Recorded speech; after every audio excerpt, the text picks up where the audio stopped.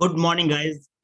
Abhishek Study Circles, and today we are going to discuss a very good concept of exchange rate determinations. और ये जो है exchange rate determination की last video है guys. अगर आप मेरे प्रीवियस लेक्चर देखे होंगे तो उसमें मैंने बोला था कि exchange डिटर्मिनेशन की जो लास्ट वीडियो होगी उसमें मैं बैलेंस ऑफ पेमेंट जो कि मॉडर्न थ्योरी बताऊंगा exchange rate डिटर्मिनेशन की। ओके, सो मैंने ऑलरेडी ये सारी चीजें पढ़ा रखी हैं, बट आज हम बहुत डिटेल में पढ़ेंगे।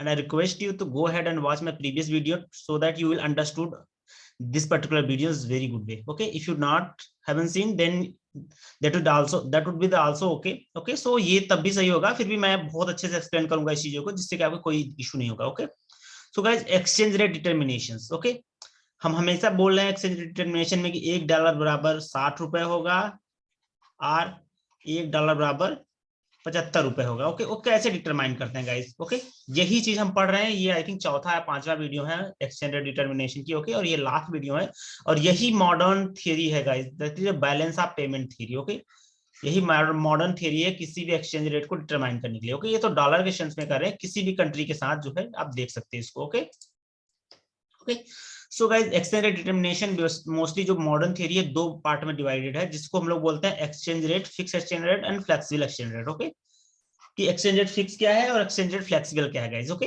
ये चीज हम डिस्कस करेंगे। So let's start discussing one by one. Okay, so पहला हमारा कॉन्सेप्ट है guys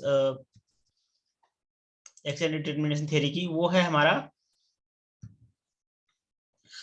fix exchange rate. Okay, so fix exchange rate क्या है गाइस? इसको आल्सो नोन एज क्या बोलते हैं हम लोग? Peg exchange rate. ओके, इसमें गाइस क्या है, जैसे कि देखो कि नॉर्मल अगर मैं इंडिया में बात करूं, कि जैसे कि मान लो कि मैं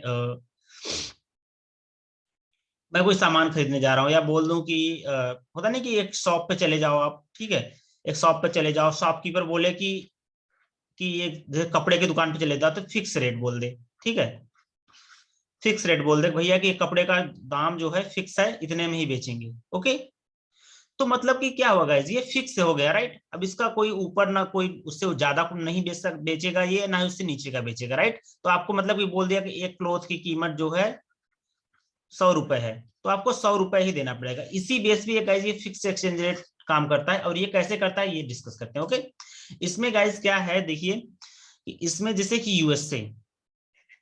यूएसए, ओके, आईएमएफ,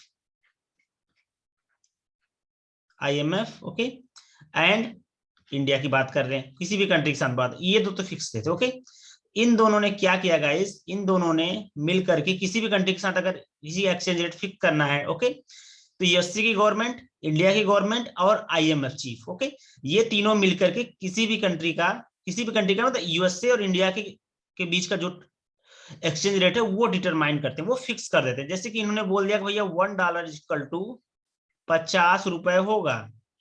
ओके, तो ये फिक्स हो गया गाइज। ओके, ये बदलेगा नहीं। ओके, तो ये यही चलेगा, बट इसमें बहुत सारे इशू आएंगे, मैं वो अभी थोड़ी देर में डिस्कस करने वाला हूं इसको। ओके, बट इतना समझ लीजिए कि ये भी जो यूएसए है, आईएमएफ है, इंडिया, ये तीनों लोग मिलकर के बता दिए भैया $1 बराबर 50 रुपए होगा। ये तो इंडिया एक्सचेंज बोले किसी भी कंट्री के साथ कर सकते हैं, ये दोनों लोगों के इन्होंने कर दिया।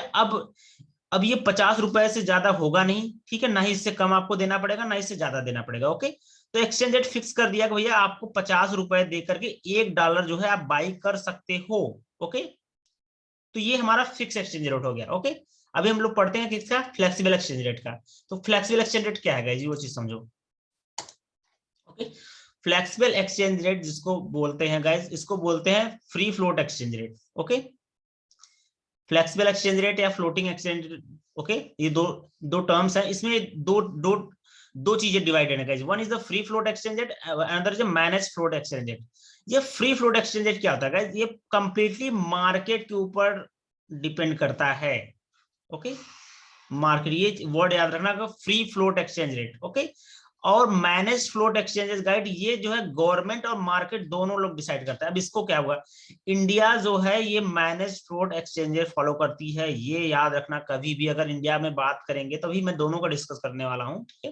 अगर बट इंडिया में अगर क्वेश्चन अगर पूछ दिया जाए किसी भी एग्जाम में, तो याद रखना इंडिया हमेशा मैनेज फ्लोट एक्सचेंज रहता है, जिसमें कि एक्सचेंज गवर्नमेंट डिसाइड करती है और मार्केट दोनों मिलकर के डिसाइड करते हैं कि $1 बराबर 60 रुपए होगा, $1 बराबर 70 रुपए होगा। Okay, so let discuss this one. Okay, जैसे कि मैं एक एग्जांपल ले रहा हूं ओनियन का, ओनियन का एग्जांपल ले रहा हूं। ओके, अगर ओनियन का मैं विंटर में बात करूं गाइस, तो विंटर में बात करूं तो विंटर में क्या होता है, ओनियन की, प्याज की कीमत मान लो कि 1 kg जो है 20 रुपीज है।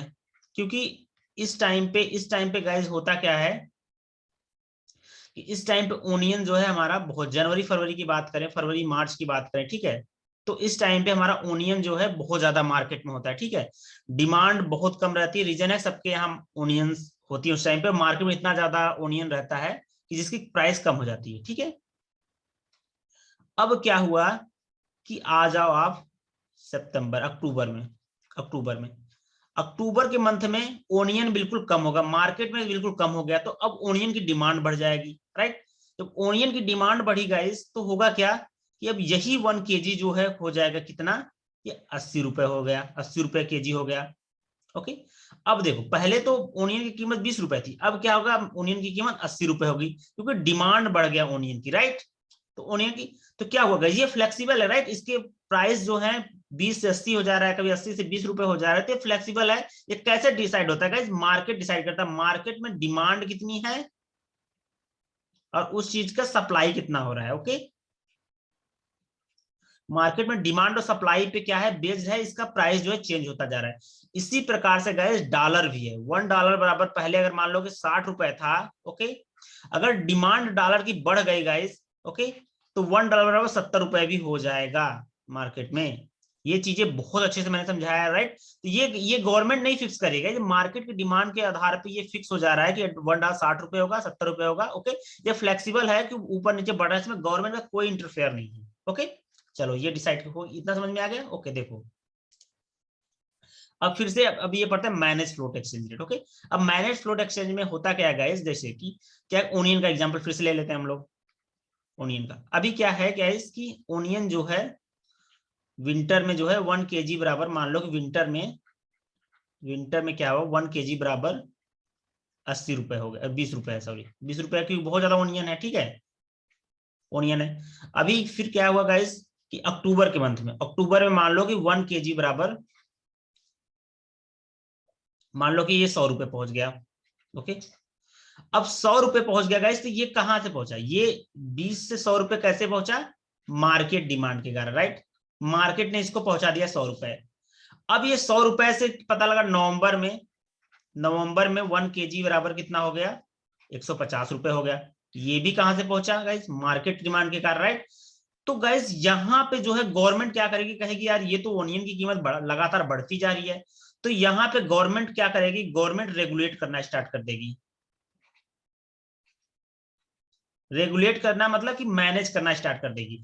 अब गवर्नमेंट बोलेगी कि नहीं, इतना ज्यादा मार्केट नहीं, ये इसको कैसे मैनेज करेगी गवर्नमेंट गाइस, या तो किसी और कंट्री से ओनियन ला करके मार्केट में प्लेस करे, जिससे कि मार्केट में की जो डिमांड है थोड़ी कम हो जाए ओनियन की, राइट। तो प्राइस ऑटोमेटिकली स्टैब्लिश हो जाएगा। तो यहाँ पे गवर्नमेंट अगर इसको बोले नहीं 100 रुपीज है, लेकिन हम 100 रुपीज के बाद जो है नवंबर एक मंथ के बाद अगर 150 हो रही है, तो गवर्नमेंट बोले नहीं हम 110 रुपए में इसको मैनेज करेंगे, कहां से, कि बाहर से मार्केट में, बाहर से प्याज मार्केट में डाल करके। ओके, तो ये मैनेज कर देगा। ठीक है, इसी प्रकार से अगर हम बात करें गाइस, अगर $1 बराबर 60 रुपए है, ओके, अगर डिमांड बढ़ी, ठीक है, डिमांड देखो डॉलर की बढ़ी, किसी चीज की डिमांड बढ़ती है तो $1 बराबर कितना हो जाएगा, मान लो 80 रुपए हो गया, 80 रुपए हो गया। ठीक है, ये कहां से हुआ, मार्केट के द्वारा हुआ। ठीक है, मार्केट के द्वारा। गाइस फिर से देखो, फिर से अगर मान लो कि डिमांड बढ़ गई, डिमांड बढ़ गई, अब $1 बराबर पता लगा 90 रुपए हो गया। ओके, 90 रुपए अगर हो गया, तो गाइस यहाँ पे देखो डॉलर की कीमत बढ़ती चली जा रही है, राइट, और इंडिया की वैल्यू, करेंसी की वैल्यू घटती जा रही है। तो इंडिया के लिए बहुत एक लॉस भी हो सकता है, क्योंकि रीजन क्या है गाइस, पहले इंडिया $1 में 60 रुपए दे रही थी। ओके, $60 रुपए में $1 खरीद रही थी, फिर 80 रुपए में $1, अभी 90 रुपए में $1 खरीद रही है। तो आप जरा सोचो कि क्या इंडियन कंपनी फॉरेन में जाकर के इन्वेस्टमेंट कर पाएंगी, इन्वेस्टमेंट इंडियन की कंपनी फॉरेन में नहीं कर पाएंगे, रीजन है बहुत घट जाएगा, क्योंकि इनको बहुत महंगा पड़ेगा फॉरेन में जाकर सेटल होने के लिए। क्या इंडिया के लोग फॉरेन में टूर एज ए टूरिस्ट जा सकते हैं? नहीं जा सकते। क्या इंडिया के स्टूडेंट बाहर पढ़ने जा सकते हैं? नहीं जा सकते हैं गाइज। क्या इंडिया के लोग जो है बाहर से सामान मंगा सकते हैं? बाहर बहुत ज्यादा पैसा देना पड़ेगा, राइट? तो वो भी इंपोर्ट भी घट जाएगी। बट एक चीज बढ़ जाएगी, वो है एक्सपोर्ट बढ़ जाएगी गाइज, एक्सपोर्ट बढ़ेगी। ओके, तो ये सब रीजन की वजह से गाइज क्या हुआ कि गवर्नमेंट कहे कि ठीक है भैया, हम इसको रेगुलेट करेंगे और इसमें मैनेज करेंगे। मार्केट ने 80 पहुंचाया, 80 के बाद 90 फिर मार्केट ने पहुंचा, लेकिन गवर्नमेंट बोला नहीं, हम 85 भी कर देंगे। तो गवर्नमेंट और मार्केट जहां दोनों की फोर्सेस काम करती हैं, वहां पे हम लोग कहते हैं उसको manage float exchange rate. Okay, उसको बोलते हैं guys manage float exchange rate. Okay, और ये गवर्नमेंट और मार्केट के द्वारा डिसाइड करती है, और इंडिया में यही फॉलो किया जाता है। इंडिया में का जो एक्सचेंज रेट है, ये गवर्नमेंट और मार्केट दोनों मिलकर के डिसाइड करती हैं कि किसी के कंट्री के करेंसी के साथ अपनी होम करेंसी का कितना एक्सचेंज रेट है, वो गवर्नमेंट और मार्केट दोनों डिसाइड करती है। ओके, इतना चीज समझ में आया? यस। ओके, तो अभी देखते हैं कि जो है ये एक्सचेंज रेट क्या है, मतलब कि इसकी हिस्ट्री क्या है। अभी तो हमने सारी चीज एक्सचेंज रेट की पढ़ ली, बट अभी हिस्ट्री नहीं पढ़ा है। तो चलो डिस्कस करते हैं हिस्ट्री के बारे में गाइस, इसकी हिस्ट्री कैसी है। देखो, मोस्टली अगर देखा जाए तो ये 1970 नहीं, ये 1800 है गाइस, ये ठीक है, ये 1800। ओके, 1878 से 1934 तक। ओके, 1978 से 1974 तक, 34 तक गाइस हम लोग गोल्ड स्टैंडर्ड फॉलो करते थे। ओके, गोल्ड स्टैंडर्ड फॉलो करते थे, जिसमें एक्सचेंज रेट हम लोग गोल्ड के साथ करते थे। ओके, कि ठीक है, हम इतना गोल्ड देंगे तो आपको इतना सामान देना पड़ेगा। ओके, वो बार्टर सिस्टम वाला कहते हैं, बार्टर सिस्टम से अलग बोल दे तो गोल्ड स्टैंडर्ड कह सकते हैं। ठीक है, जिसमें गोल्ड के साथ एक्सचेंज रेट करते थे कि आप इतना गोल्ड दोगे, आपके यहाँ इतना इतना सामान मिल जाएगा। ओके, तो ये भी एक फिक्स रहता था कि भाई 1 kg गोल्ड में आपको इतना सामान मिलेगा, 2 kg गोल्ड में आपको इतना सामान मिलेगा। ओके, तो ये बोल सकते हैं कि एक फिक्स एक्सचेंज रेट में था। लेकिन गाइस जो इतना ज्यादा जो है 35 से 44 के जो टाइम था, उस टाइम पे क्या हुआ गाइस कि 1939 में 1939 से 1940 के बीच वर्ल्ड वॉर सेकेंड हुआ, राइट? वर्ल्ड वॉर सेकेंड होने की वजह से गाइस एक्सचेंज रेट कभी इतना फ्लेक्स, इतना ज्यादा ऊपर हो रहा था, कभी इतना ज्यादा नीचे हो रहा था, क्योंकि गाइस उस टाइम पे जब वर्ल्ड वॉर सेकेंड हुआ तो बहुत सी कंट्री में खाना नहीं मिल पा रहा था, उनके सामान की पूर्ति नहीं हो पा रही थी, इंटरनेशनल ट्रेड नहीं हो पा रहा था। इतनी ज्यादा अनसर्टेनिटी बनी एक्सचेंज रेट की कि कभी कोई किसी कंट्री के पास बहुत ज्यादा रिसोर्सेज थे, किसी कंट्री के पास बिल्कुल रिसोर्सेज नहीं थे, तो वो बोला कि 1 kg गोल्ड दोगे तो हम तुमको थोड़ा ही देंगे, पहले जितना था उतना नहीं दे रहे थे। तो बहुत ज्यादा अनसर्टेनिटी हो गई गाइस उस टाइम पे। तो फिर क्या हुआ गाइस कि जब वर्ल्ड वॉर खत्म हुआ तो 1944 सेम टाइम पे गाइस यूएसए में अराउंड 44 कंट्री के लोग आए मिलकर के, बोले भैया इस इशू को रिजॉल्व करो, जो इतना ज्यादा अनसर्टेन है, एक्सचेंज रेट ऊपर नीचे फ्लक्चुएट हो रहा है।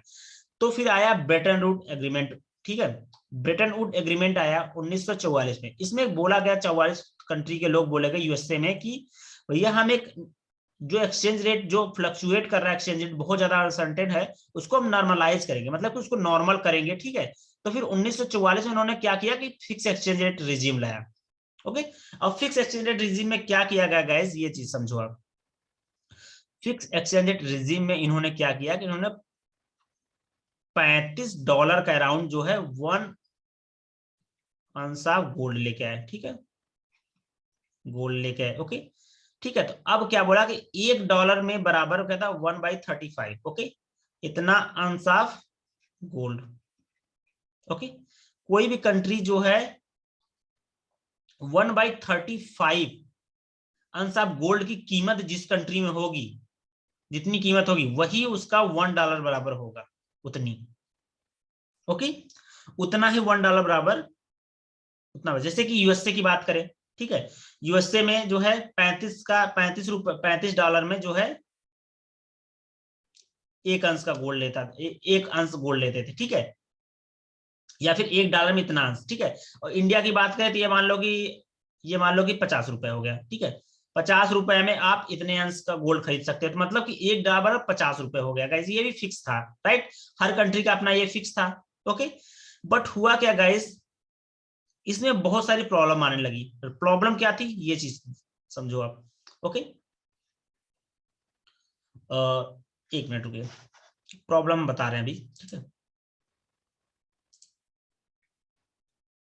ओके, देखो प्रॉब्लम क्या आई गाइज इसमें कि देखो अब फिक्स रेट में प्रॉब्लम क्या आई, okay, fix exchange rate problem, okay, exchange rate, okay. इसमें प्रॉब्लम क्या है गाइस, ध्यान से इंडिया की बात करते हैं। मान लो कि इंडिया में ओनियन जो है,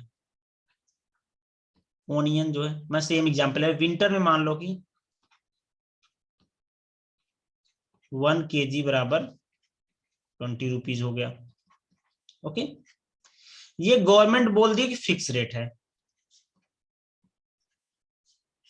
गवर्नमेंट ने बोल दिया भैया ये फिक्स रेट है, ये किसी भी टाइम पे रहेगी। अब क्या हुआ कि अब देखो अब क्या हुआ, डिमांड बढ़ गई।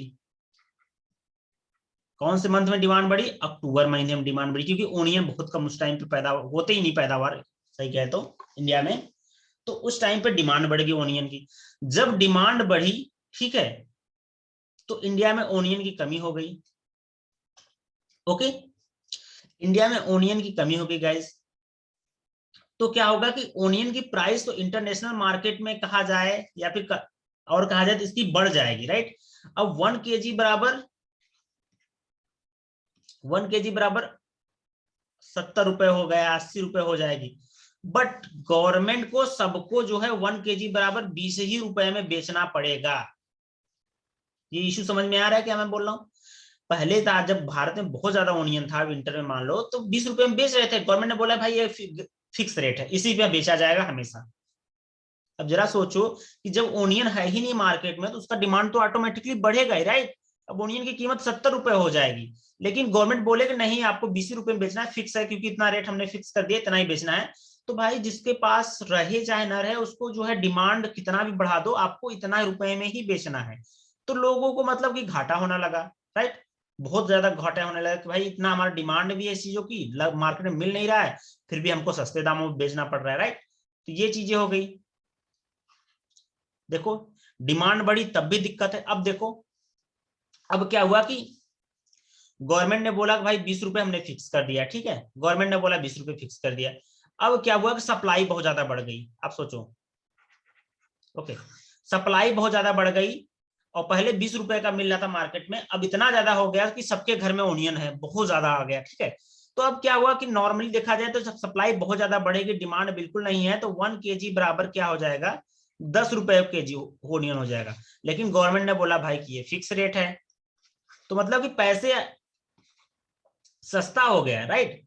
लेकिन जो बायर होगा उसको 20 रुपए केजी ही खरीदना पड़ेगा, राइट। तो ये भी एक इशू हो गया कि बायर को घाटा हो रहा है और यहाँ पे जो है सेलर को घाटा हो रहा है, राइट। डिमांड बढ़े तो प्राइस बढ़ेगा, लेकिन गवर्नमेंट ने बोला फिक्स है, तो सेलर जो है 20 रुपए नहीं बेचेंगे। और यहाँ पे क्या है, सप्लाई बहुत ज्यादा है, प्राइस कम होनी चाहिए, गवर्नमेंट ने बोला नहीं 20 रुपए में ही बेचेंगे। तो क्या होगा कि यहाँ पे जो बायर है उसको घाटा हो जाए।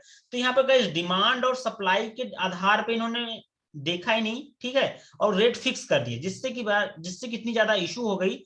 तो गाइज अब ये जो ब्रेटन वुड एग्रीमेंट था जो हमने किया था, यहाँ पे यूएसए में किया था 1944 में, ओके, ये गाइज कोलैप्स हो गया। कोलैप्स का हुआ गाइज 1971 में कोलैप्स हो गया, ठीक है। उसके बाद हमारा जो क्या आया गाइज, ये आया हमारा 1972 में फ्लेक्सिबल, बहुत सारी कंट्री ने फ्लेक्सिबल और फ्लोटिंग एक्सचेंज रेट जो है अडॉप्ट कर लिया, जो कि अभी हमने जस्ट पढ़ाया कि फ्लेक्सिबल और फ्लोटिंग एक्सचेंज रेट ये वाला, ओके, ये वाली चीज।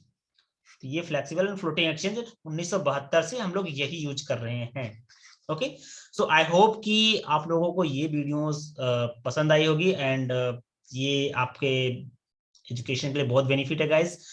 And this is the last video of exchange rate determination theory, okay. And if you have still any doubt in exchange rate determination theory, then you can comment on the below my YouTube videos, okay. And we will connect our next section, that is based on the FDI, okay, and FPI, foreign direct investment, foreign portfolio investment, and foreign institution investment. ये बहुत important है guys, अभी आज के दिन में ये पढ़ेंगे, इसके बारे में बहुत चीजें मैं बताने वाला हूँ। Before that we will discuss this too, okay. ये भी बहुत इंपॉर्टेंट है, हम हर चीजें बहुत डिटेल से पढ़ेंगे। तो मिलते हैं गाइज नेक्स्ट लेक्चर में, जो कि बेस्ड ऑन होगा फॉरेन डायरेक्ट इन्वेस्टमेंट। तब तक के लिए धन्यवाद guys, thank you so much.